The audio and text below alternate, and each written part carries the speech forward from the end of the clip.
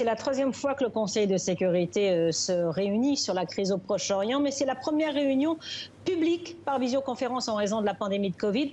Et donc, du fait qu'elle soit publique, on peut constater la tension extrême qui règne au sein de l'ONU, au sein de ce Conseil de sécurité.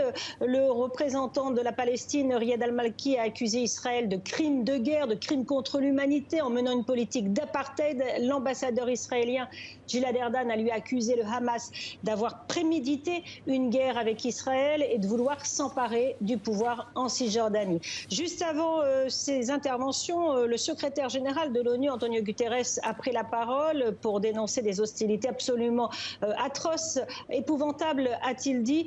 Je vous propose d'écouter Antonio Guterres.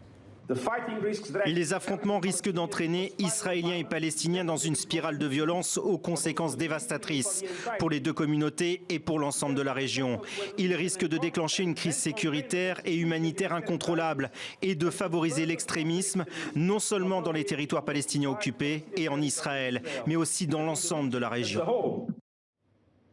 Les 15 membres du Conseil de sécurité ont également entendu le coordonnateur spécial pour la région décrire une situation tragique, conséquence, selon lui, de l'incapacité de régler des problèmes fondamentaux qui sont à l'origine de ce conflit depuis des décennies. Jusqu'à présent, le Conseil de sécurité n'a pas réussi à se mettre d'accord sur une déclaration commune pour appeler à la désescalade. Les États-Unis, alliés de toujours d'Israël, ont bloqué et pas sûr que cette troisième réunion aboutisse à cette déclaration commune.